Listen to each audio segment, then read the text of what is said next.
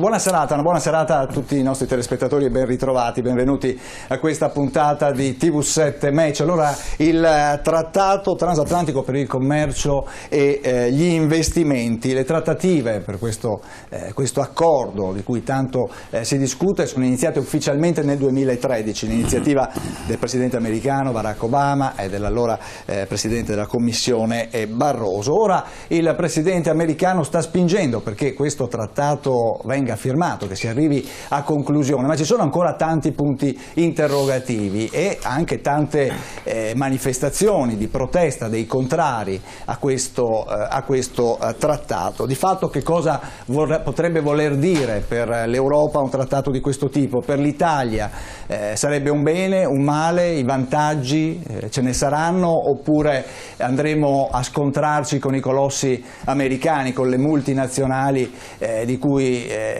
spesso si sente parlare? C'è timore per la sicurezza alimentare, per i prodotti di nicchia del nostro territorio. Allora di questo parliamo stasera a TV7 Match, cercheremo di spiegare, di fare un po' di luce, di dire un po' di più di quello che c'è all'interno di questo trattato di cui tra l'altro si discute nella quasi massima segretezza, però qualcosa inizia a uscire. Allora gli ospiti di questa sera con quali affrontiamo il tema, inizio dalla mia sinistra, Giuliano Marchesin. Buonasera Marchesin, grazie di essere qua, direttore di Unicarve. Buonasera. Al suo fianco Davide Donofrio. Buonasera Donofrio, lei è invece direttore di Confapi Padova, dunque abbiamo il rappresentante delle piccole imprese che sono sicuramente interessate a questo tipo di accordo. Il nostro editore Ermanno Casen, buonasera. Buonasera Tullio.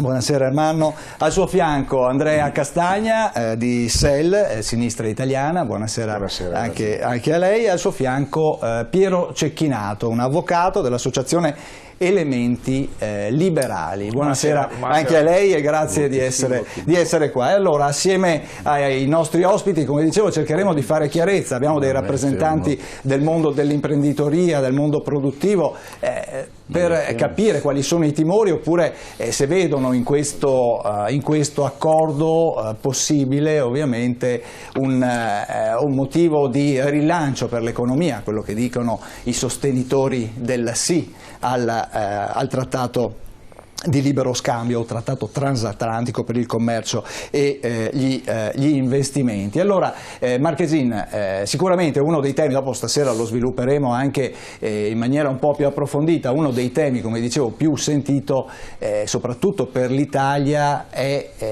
il rischio, cioè diciamo insomma sostanzialmente se fosse per gli americani la Fiorentina e questo trattato probabilmente la Fiorentina sarebbe già in pensione e avremo già delle belle fette di manzo agli ormoni o agli antibiotici, cosa dice? Plastica. O di plastica? Beh, diciamo che la parte più preoccupante riguarda proprio l'agricoltura, perché c'è in discussione il riconoscimento delle regole della Comunità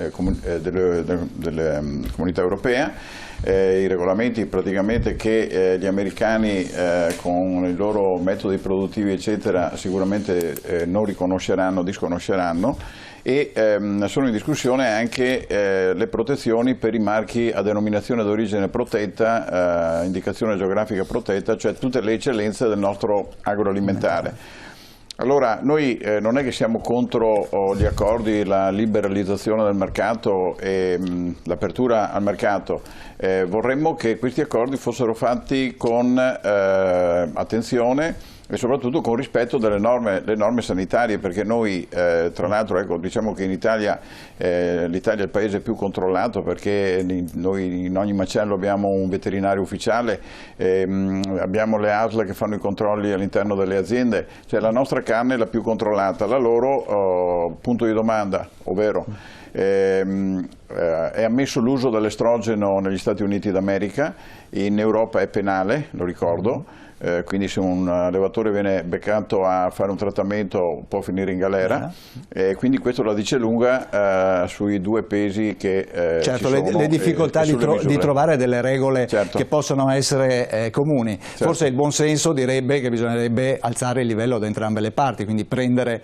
il livello più severo, diciamo. Esatto, no? Bisognerebbe proprio fare questo in maniera tale da poter dare tranquillità e garanzie ai consumatori, perché poi alla fine quello che noi dobbiamo fare è tranquillizzare il consumatore, perché gli diamo un prodotto certificato di qualità e soprattutto anche controllato. Certo. Castagna, il rischio di andare a comprare dei pomodori e non sapere da dove arrivano, cioè c'è un po' il timore che questa liberalizzazione alla fine porti un abbassamento dei livelli di controllo, cosa che invece noi in questo momento su cui stiamo spingendo. Il nostro paese, che ha una caratteristica nell'esportazione in modo particolare sui prodotti agroalimentari di qualità molto elevata, quindi abbiamo il Made in Italy che riguarda anche altri settori, ma in particolare questo, le forme anche di scoppiazzatura che fanno nel mondo riguarda appunto i prodotti, come appunto diceva prima Marchesin, che hanno una nicchia molto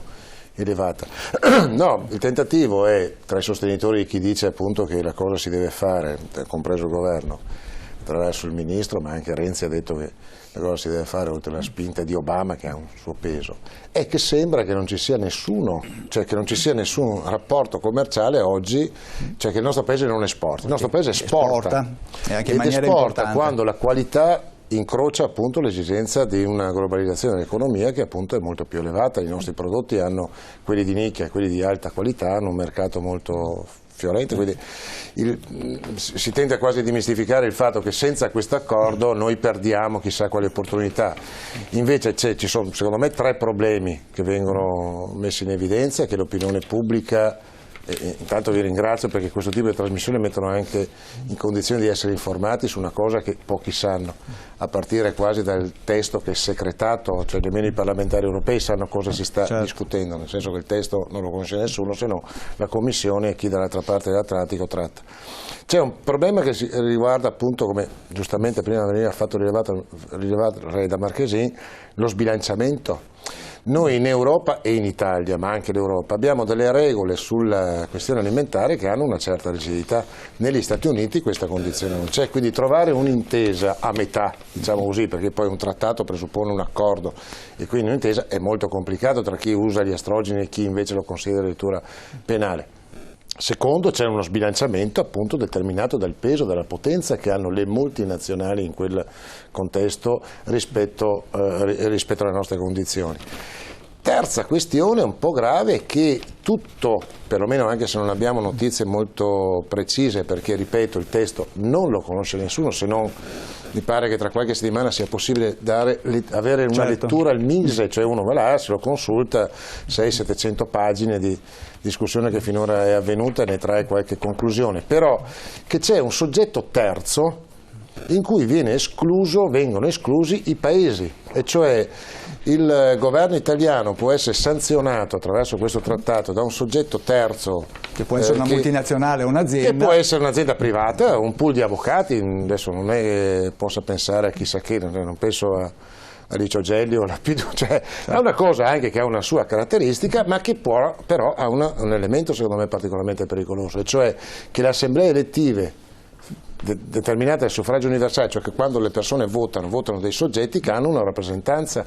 Queste persone che sono rappresentative di un paese, nel momento in cui dovessero entrare in collisione con gli elementi del trattato, potrebbero essere addirittura escluse. Quindi c'è un disegno complessivo che lo possiamo vedere anche per quanto accade, finisco, sulle nostre questioni europee, dove il peso della politica, la politica con la P maiuscola, cioè le persone elette dai popoli, hanno un peso quasi irrilevante. La Grecia è messa in queste condizioni non perché il Parlamento europeo ha votato, no, perché una Commissione europea, la Troika e il Fondo Monetario Internazionale ha deciso che quel paese doveva avere queste condizioni. Lo stesso per noi, i 10 punti che ci sono stati consegnati allora col governo Berlusconi non era una discussione di carattere politico in un'assemblea elettiva come il Parlamento europeo. Quindi ci sono tutti quegli elementi che sono rafforzati in questo trattato, che dovrebbero essere fonte di preoccupazione anche dei nostri governanti, ma non vedo questa attenzione particolarmente elevata, anzi.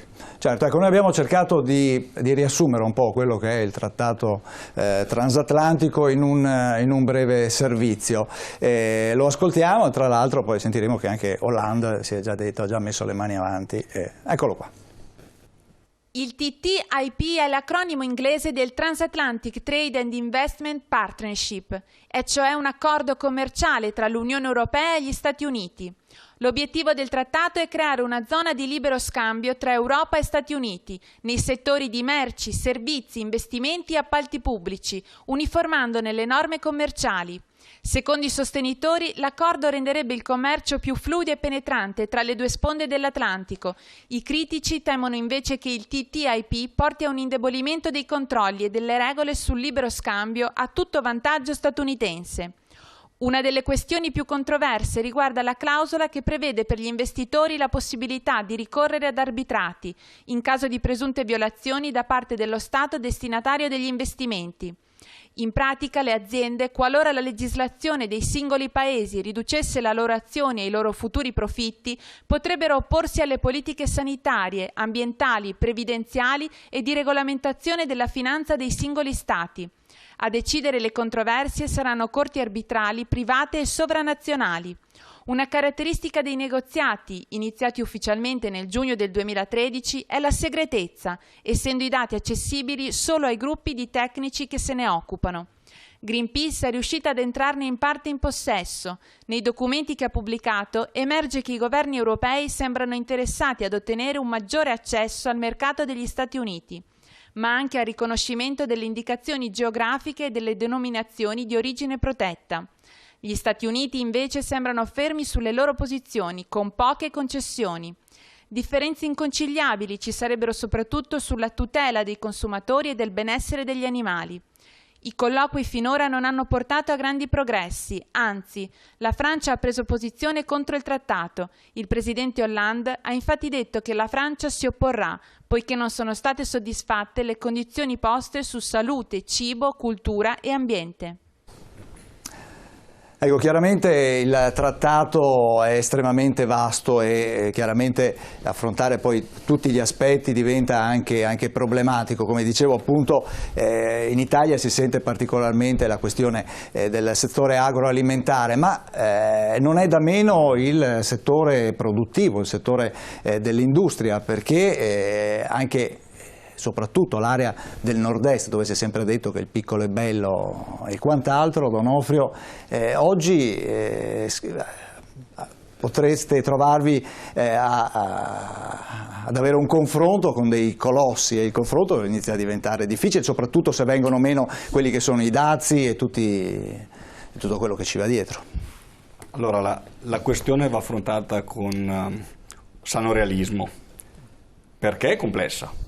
E quindi è molto difficile ricondurre a è bene, è male, senza guardare al contesto in cui stiamo operando. Noi stiamo ragionando di un'ottantina di paesi, 28 paesi europei, una cinquantina di paesi americani, su un'area complessivamente che coinvolge il 10% della popolazione mondiale e il 45% del PIL mondiale.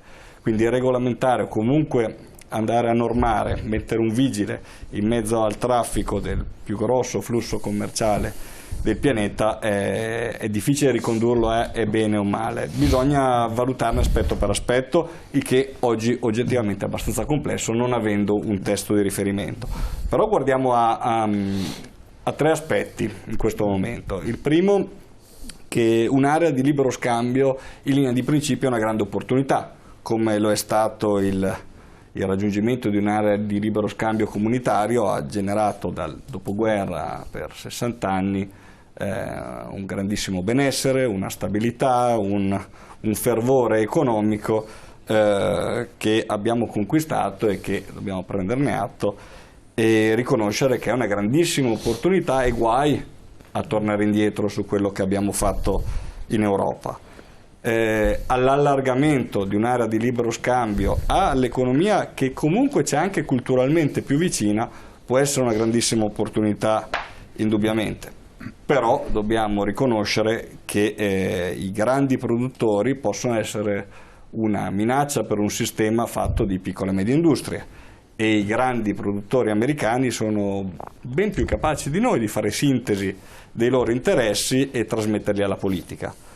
Perché dobbiamo capire che il negoziato, che tra l'altro è ricondotto a 2 negoziatori, quindi possiamo anche immaginarlo questo tavolo con 2 negoziatori intorno, e vede da un lato uno Stato nazionale anche molto, molto capace di fare sintesi di interessi economici e strategia politica.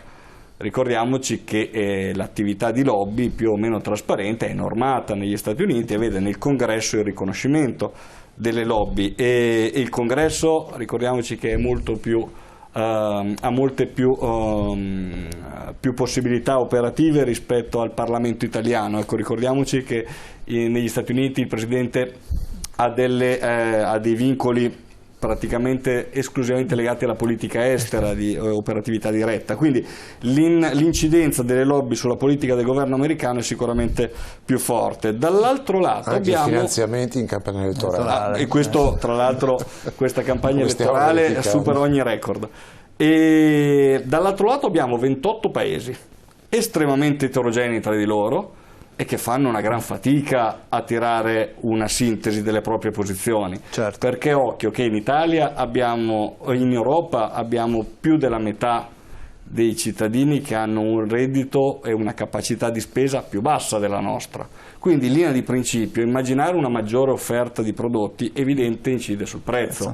Quindi in generale per un cittadino polacco che ha un reddito molto più basso di un italiano, avere una maggiore offerta e trovare al supermercato dei prodotti più economici è una grande opportunità. Non tutti hanno un Made in Italy da tutelare, quindi è evidente che dobbiamo stare estremamente attenti nel nostro modo di difendere gli interessi e le peculiarità del nostro sistema produttivo. Poi continuiamo la discussione. Certo, dopo se arriviamo, volevo far intervenire anche Cecchinato. Allora, qual è il vostro punto di vista a proposito di questa trattativa e di questa che forse potrebbe essere per alcuni un'opportunità? Allora, a chi la pensa come noi, e quando dico chi la pensa come noi mi riferisco un po' a quelli che sono i principi a cui si ispira anche il nome della nostra associazione, diciamo Elementi Liberali, se mi consentite, è un'associazione con cui a Padova cerchiamo di portare avanti i principi del liberalismo classico.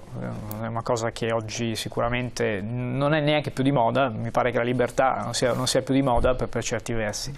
Però per chi la pensa come noi, innanzitutto la premessa scontata è che pur non conoscendo ancora nel dettaglio il testo, e quindi con tutte le riserve del caso, dobbiamo dire che però l'opportunità di creare una grande area di libero scambio è qualcosa che va vista assolutamente con favore, con tutte le riserve del caso. Certo, il diavolo si anida nei dettagli, i paletti dove devono essere messi. La premessa, però io credo che sono molto d'accordo con Davide Donofrio, la premessa è che si tratta di una grande opportunità.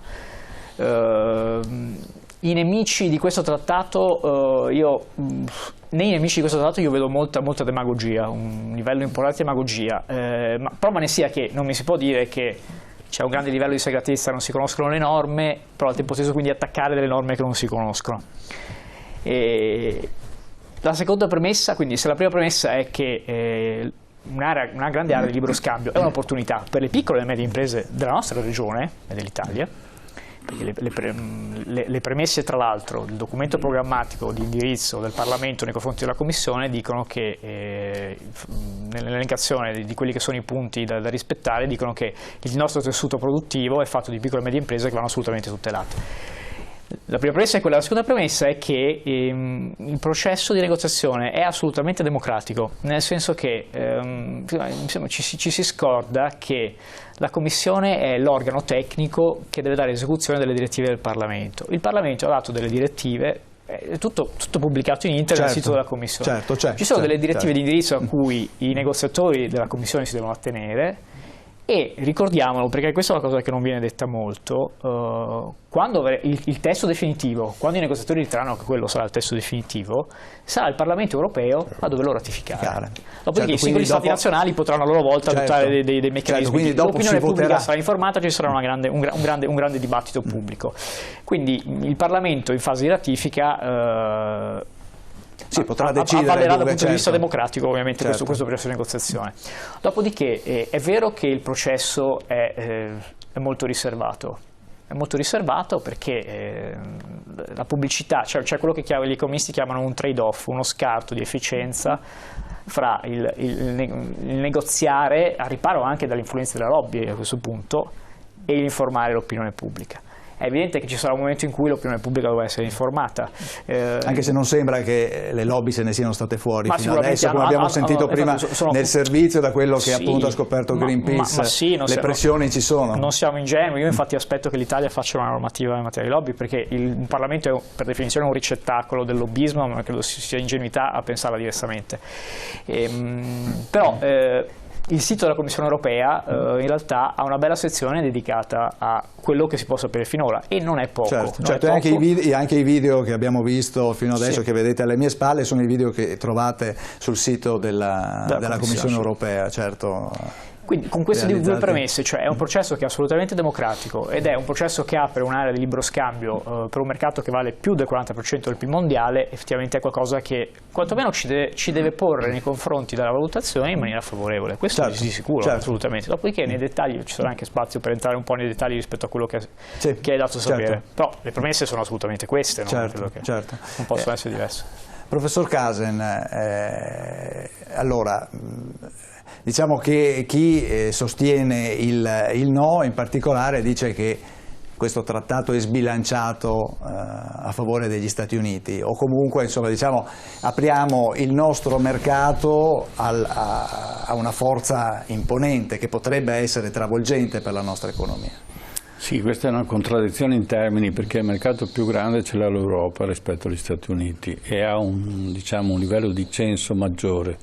Cioè è un censo molto più distribuito rispetto agli Stati Uniti, dove abbiamo delle ricchezze molto elevate e delle povertà abbastanza elevate. Le cose non si dicono così perché in America tutto bello, tutto funziona, in realtà non è così, c'è molta povertà, ma naturalmente si dimentica. Non parliamo poi di come è organizzata la sanità in America rispetto a quella italiana, che è un mostro, cioè noi siamo avanti un secolo rispetto agli americani, ma questo è un altro discorso. La domanda è se vale la pena di fare questo trattato, e io dico di sì, ma il problema non è quello che fai, ma è come lo fai. E torniamo al discorso dell'euro. L'euro è una cosa molto importante, non bisogna uscire, come è stato fatto si poteva fare meglio. Allora non torniamo al discorso di fare le cose affrettate, studiamole, vediamo e ci sono vari livelli di controllo. Primo, la tutela delle aziende europee, perché se no vengono fagocitate dalle aziende americane.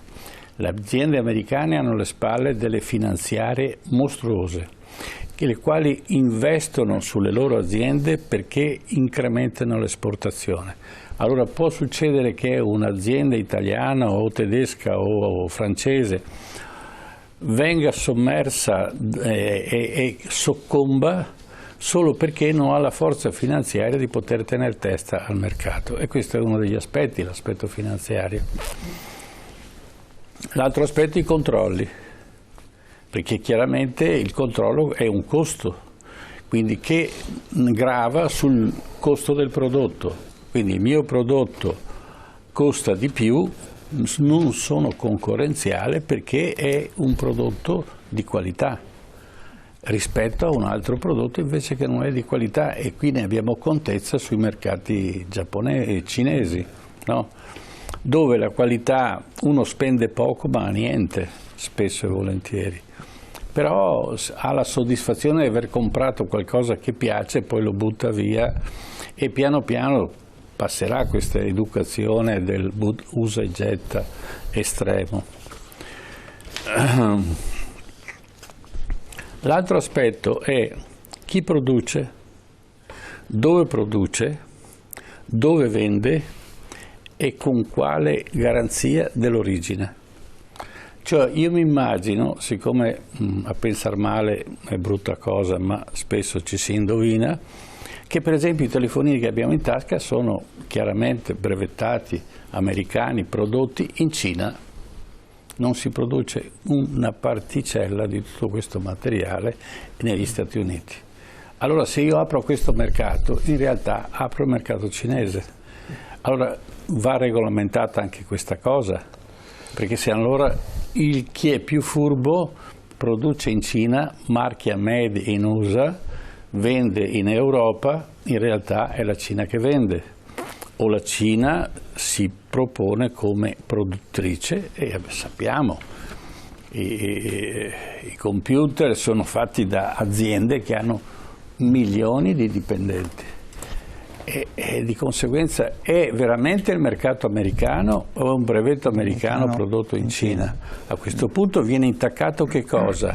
La produttività e la manodopera, soprattutto quella specializzata europea, perché viene fagocitata da un prodotto che io posso proporre a un prezzo talmente basso che nessuna azienda europea che produce in Europa può essere concorrenziale.